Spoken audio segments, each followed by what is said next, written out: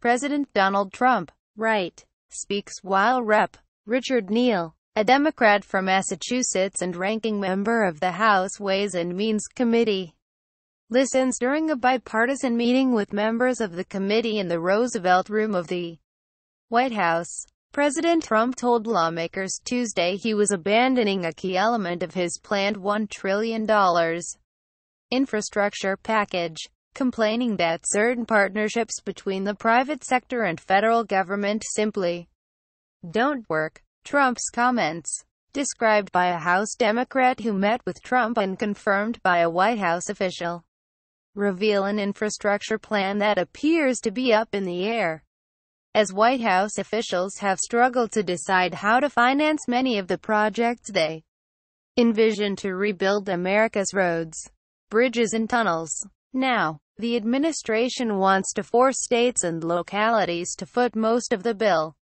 The previous strategy, a push that has taken a backseat to other Republican priorities in Washington, was aimed at luring private investors with promises of federal backing. Some of that thinking appears to be changing. Subscribe to the Post-Most newsletter.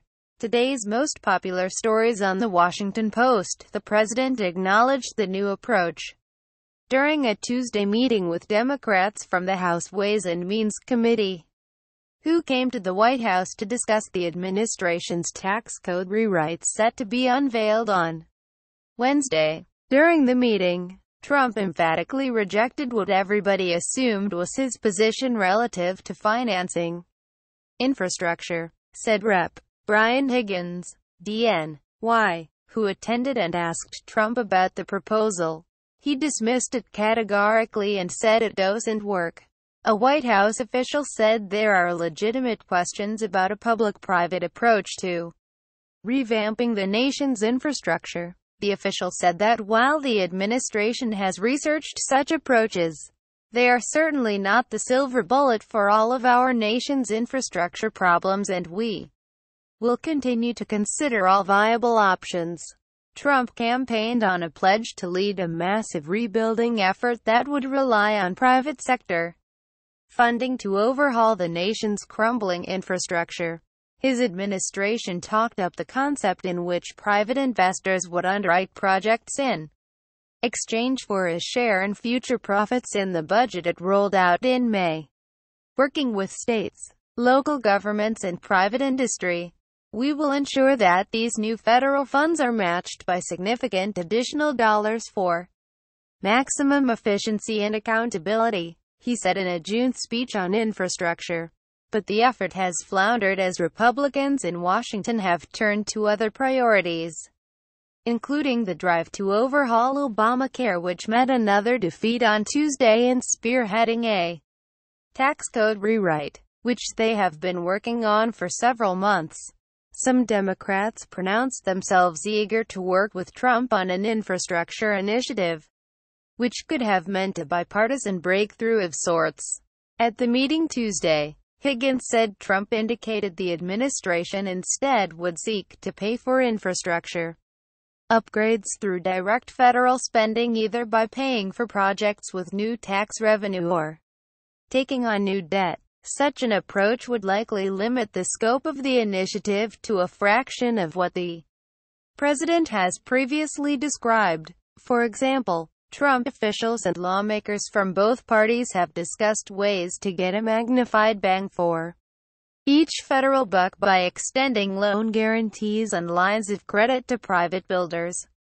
One popular idea has been forcing multinational corporations to bring home the roughly $2 trillion in profits they have secured overseas at a discounted tax rate and dedicating that revenue to infrastructure spending. The tax plan Republicans will unveil on Wednesday is expected to recommend a 10% tax on that stash, yielding $200 billion in one-time revenue, Trump told lawmakers Tuesday. However, the plan will not call for linking those collections to infrastructure, Higgins said. The president said participants in that meeting pointed to his vice president's home state of Indiana to demonstrate that a public-private partnership on a federal level would not succeed.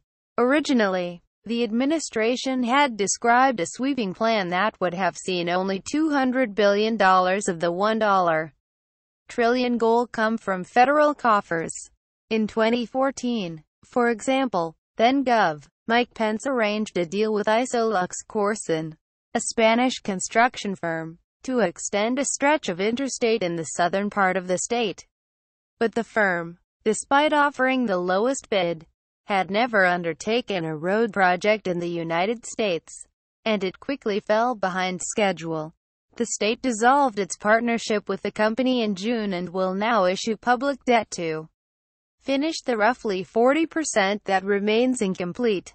Indiana had a similarly messy experience with a 2006 deal in which it leased an old toll road to an Australian investment bank and another Spanish firm for $3.8 billion, money it tapped for other road projects. The investment group took on too much debt at a time when the recession was keeping cars off the roads, and it filed for bankruptcy in 2015. The New York Times reported, tolls on that road doubled this summer after the expiration of a subsidy that passed with the original lease.